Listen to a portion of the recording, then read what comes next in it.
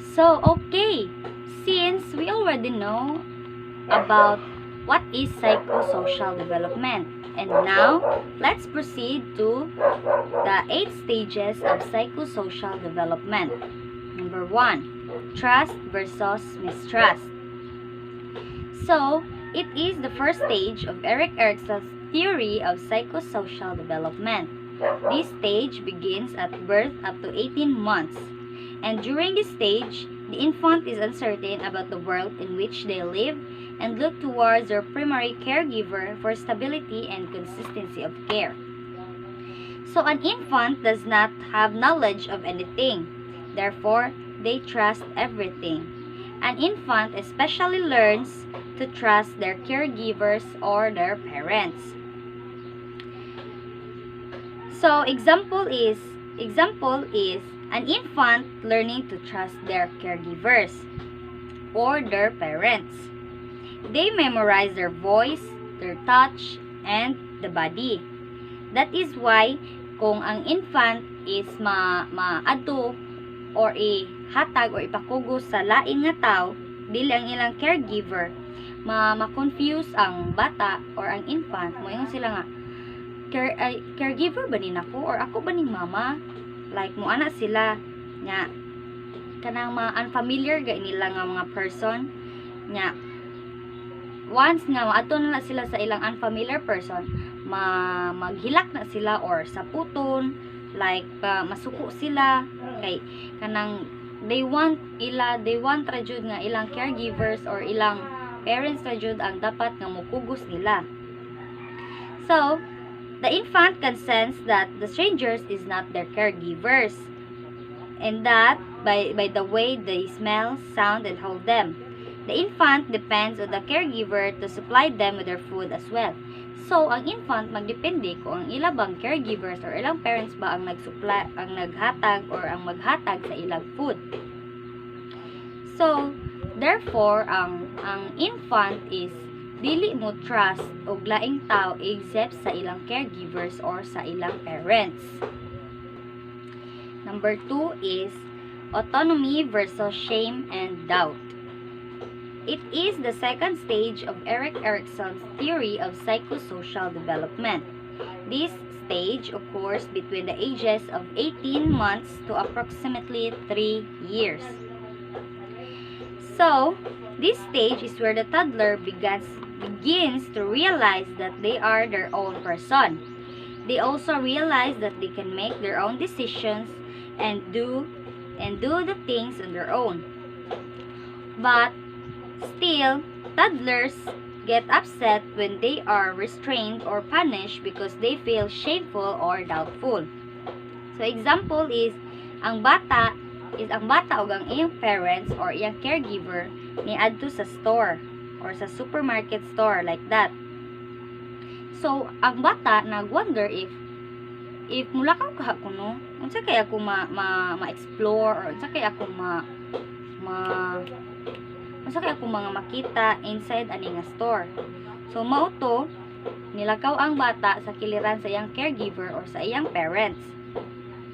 And then when the parents realize nga ang toddler kay wala na sa iyang kiliran o wala na nagkupot niya, ang parents kay mabalaka, syempre mabalaka nga asa naman to akong anak, asa naman to akong gibantayan.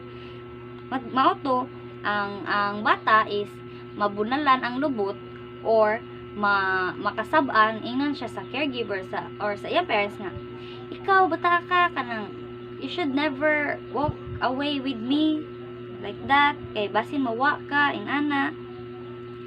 So kung mahitabo man gani ni ang bata kay mo pause and mura silang mablangko gani o blank stare on their face, and then they will begin to cry and get upset.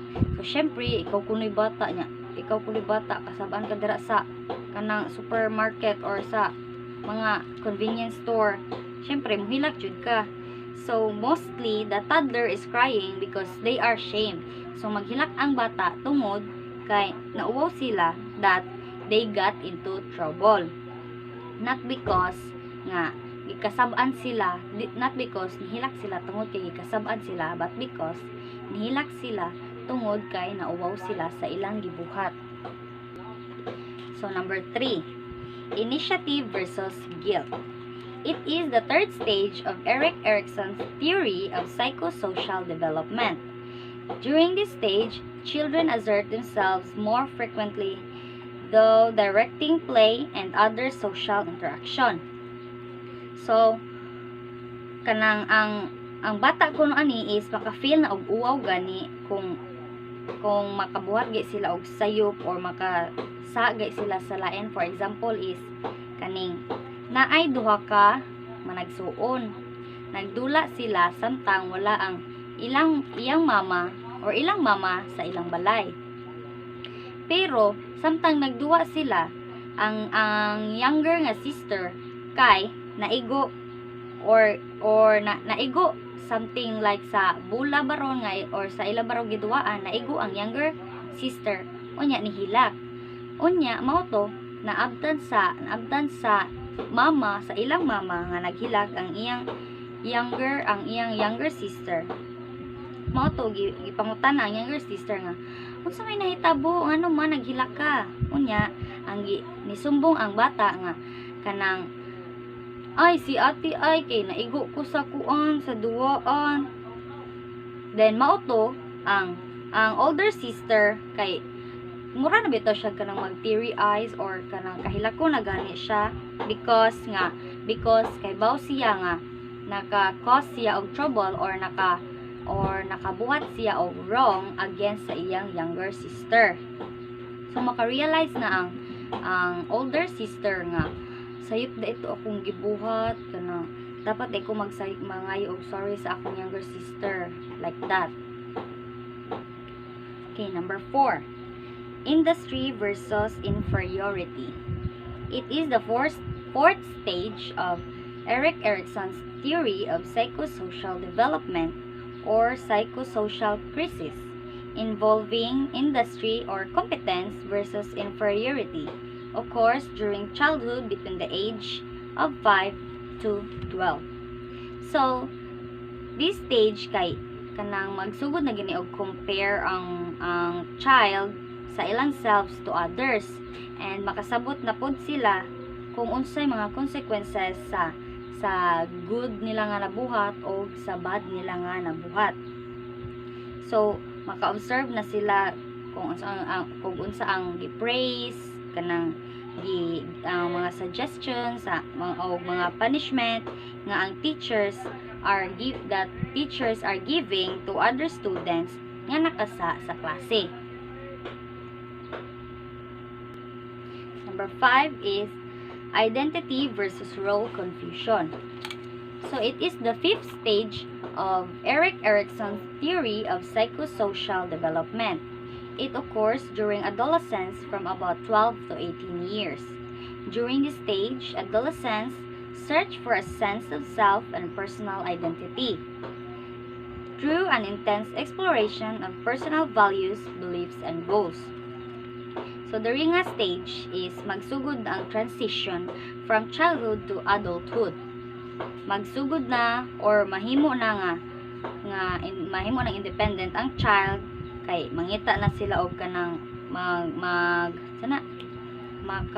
maghuna-huna na sila sa ilang future, sa ilang future career, sa ilang jobs, like magkita na sila relationships, kanang families and housings.